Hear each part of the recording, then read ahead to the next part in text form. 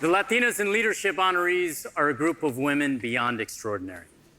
One has transformed the lives of millions of women and girls through the YWCA. Another helped farm worker women share their voices when no one would listen. Another was so passionate about STEM that she not only became a real-life rocket scientist, but now encourages young girls to explore their own greatness through the Girl Scouts. A fourth founded the nonprofit Justice for Migrant Women, which focuses on eliminating gender-based inequality and demands social justice and civil rights for her community. The world is a much better place because of these women. Let's take a look at their incredible contributions. Sylvia Acevedo discovered her passion for space, science, and math in her youth as a Girl Scout in Las Cruces, New Mexico. This led her to become one of the first Hispanic students to earn a graduate engineering degree from Stanford University and to a career as a rocket scientist, engineer, tech executive, and award-winning STEM entrepreneur. In 2017, Acevedo was appointed CEO of Girl Scouts of the USA, working to bring more girls into the STEM pipeline through badges in cybersecurity, robotics, design thinking, coding, eco-awareness, high-adventure outdoor activities, and, of course, space science. Alejandra Castillo was the first Hispanic American woman to lead the Minority Business Development Agency in its efforts to support minority-owned firms. She is currently the CEO of YWCA USA and its network of 210 associations working to eliminate racism and empower 2.2 million women and girls in 46 states and the District of Columbia. She has served in senior leadership roles in 2 presidential administrations and is an active member in various civic and professional organizations. Virginia Case has been committed to creating change in her community for over 2 decades. In her early 20s, she co-founded a youth-led nonprofit gathering together current and former gang members and other at-risk youth, offering them leadership development and access to employment and educational opportunities. This led to Case's work with the Center for Neighborhood Enterprise and CASA, helping to address issues of urban violence, economic, racial and social inequality, and immigrant rights. She is now the CEO of the League of Women Voters of the United States, an organization that works to empower and educate voters and to encourage women to participate actively in government. Mónica Ramirez is a nationally recognized expert on gender equality and workplace sexual violence. Through her work with the Southern Poverty Law Center, Centros de los Derechos del Migrante, and the National Hispanic Leadership Agenda, Ramirez works tirelessly to combat workplace sexual violence and gender discrimination against migrant farm workers and low-paid immigrant women. In 2017, Ramirez penned a letter on behalf of the voices of 700,000 Latina farm workers in solidarity with women in Hollywood coming forward with allegations of sexual assault, which sparked the Time's Up movement and a $13 million legal defense fund through the National Women's Law Center to combat cases of workplace sexual assault and harassment. All 4 of these women are proving that Latinas in leadership are a force of good for all.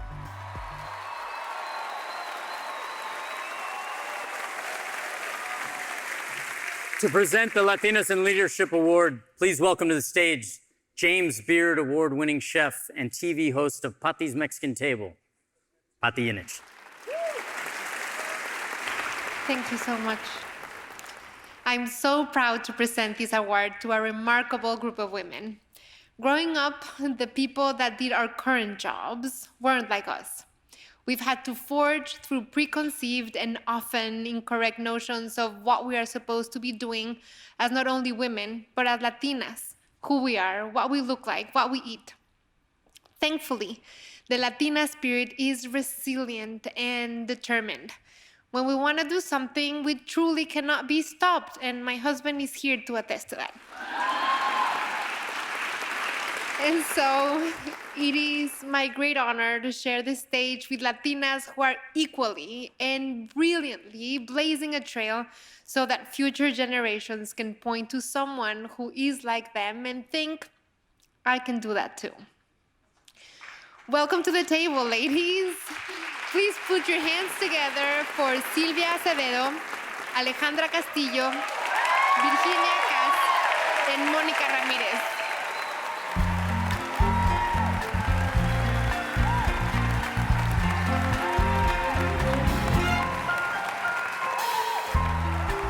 Muchísimas gracias.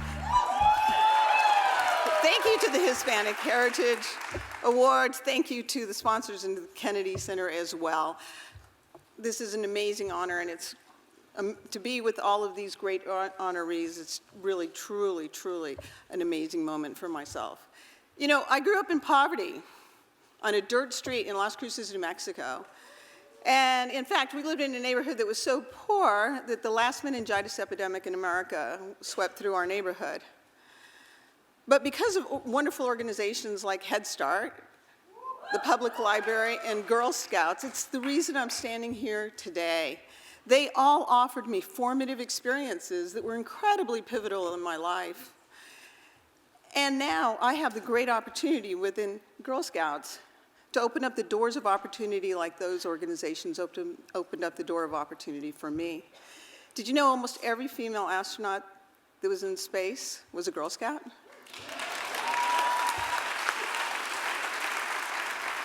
Half of all female elected officials in America, Girl Scouts. 60% of the congresswomen, Girl Scouts. 75% of the female senators, Girl Scouts.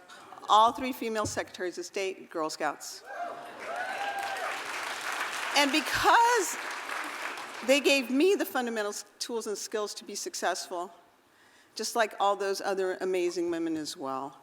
And so I am so grateful for all the teachers, the librarians, my mentors, y mi familia, that really helped me to be able to be here. And so every day, I work hard to make sure that the doors of opportunities that were wide open for me are wide open for all of those that are in the rising generation. So muchísimas gracias y buenas noches.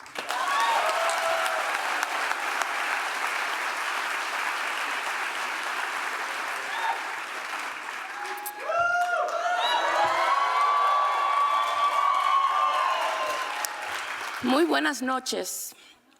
Le quiero dar el agradecimiento primordialmente a mi madre, que ha sido mi compañera, mi amiga, y que esta noche está aquí.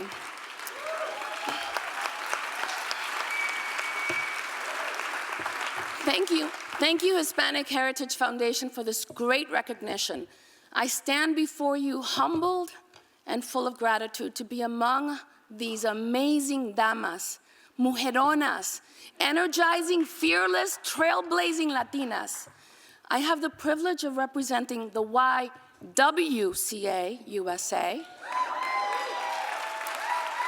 We are the oldest and largest women organization in the nation, serving 1,200 communities through our more than 200 YWCAs across the country for over 160 years. 160 years. We have provided childcare, after-school program, workforce development, women entrepreneurship, helping women run for office. And most importantly, we are the largest providers of services for survivors of domestic violence.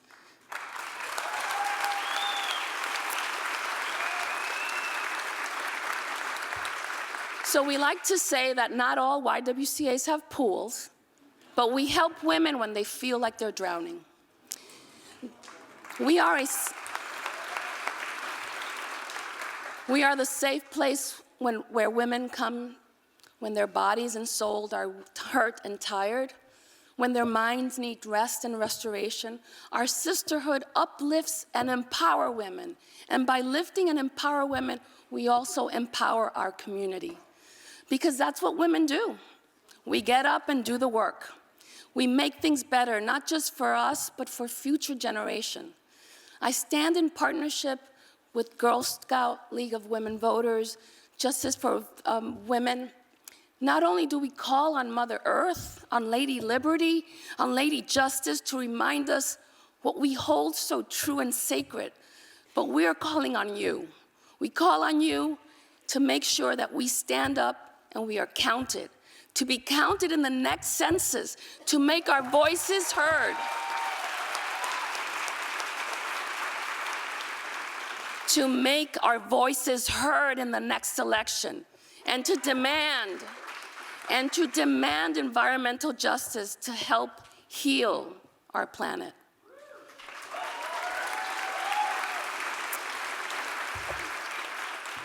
But we must keep shaping, nurturing, empowering the million of women and girls who will change the world.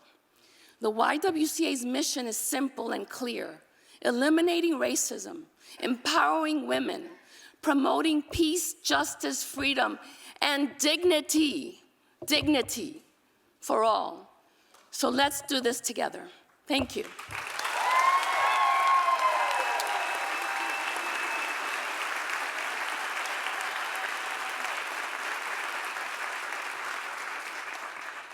I want to thank the Hispanic Heritage Foundation. Antonio Tijerino, thank you so much for this tremendous honor. And my compañeras aquí, gracias por lo que haces. You guys are so amazing, such perfect examples of true leadership. And I want to thank the League of Women Voters for trusting me with this historic organization. Our organization will turn 100 years old next year. And we have more than 760 leagues throughout the United States, so if you want to get involved in these elections, I recommend that you find your local League of Women Voters so you can help us. I want to thank my fiancé who puts up with me for all my hard work when I'm not home a lot, my family, especialmente mi madre de crianza, Paula Torres, una boricua, who raised me to believe in social justice, and who took me to vote for the first time, where she was turned away because she was a brown woman. And she taught me that our vote is not only for us, but to give every person who is disenfranchised from the ballot box their voice.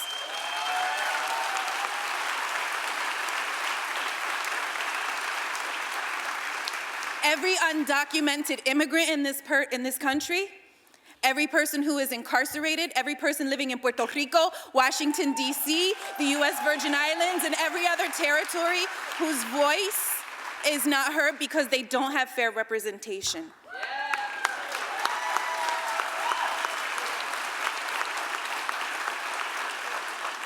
We have to vote. We have to vote. It is so important. And let us not forget, as we enter the 100th year, the 100th anniversary of the 19th Amendment and women having the right to vote, that not all women had the right to vote in 1920.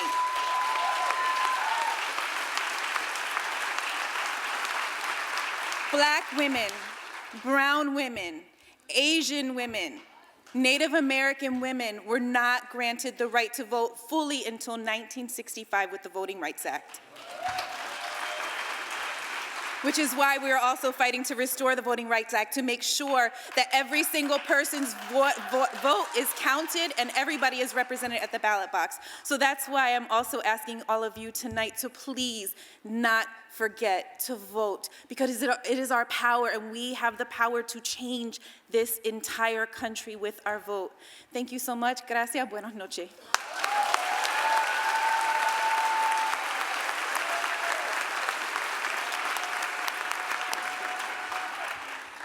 Good evening, and thank you.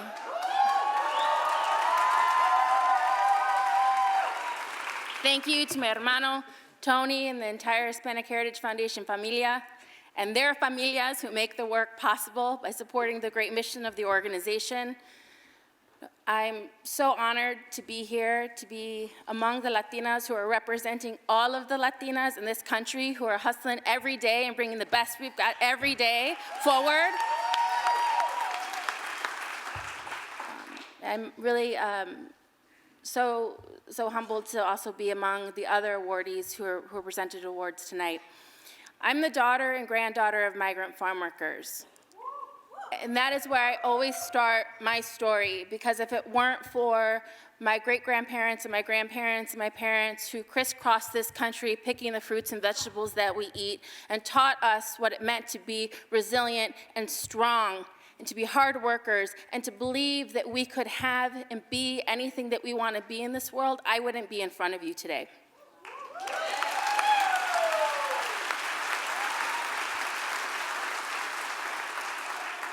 So I accept this recognition on behalf of the farm workers and restaurant workers and other food workers who feed us, I accept it on behalf of the domestic workers who care for our families every single day.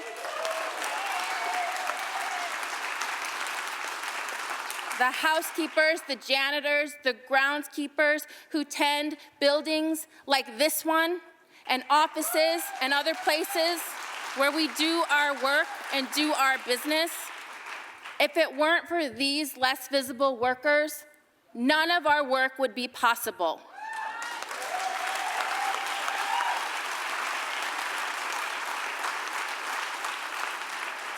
But the thing is that even though their work is so critical and their work makes all of our work possible, many of these workers still do not have the basic rights that every worker in this country should have.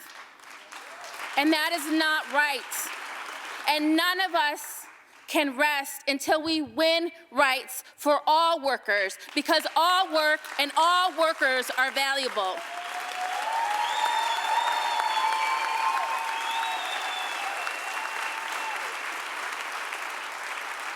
When it comes to who we are as a community and who we are as a culture, I think that that was best embodied in many ways in the Dear Sisters letter that we wrote to our sisters in Hollywood who were sharing some of the most tragic and horrific experiences that they had when they came forward almost 2 years ago to talk about sexual violence against them. That letter is an example of love. And our community consistently and repeatedly leads with love. And it is that leadership, leading with love, that is going to make this country the best country it can possibly be. But we have to all have the opportunity to shine, to show our magic, to show how much we love, and to make our communities better together.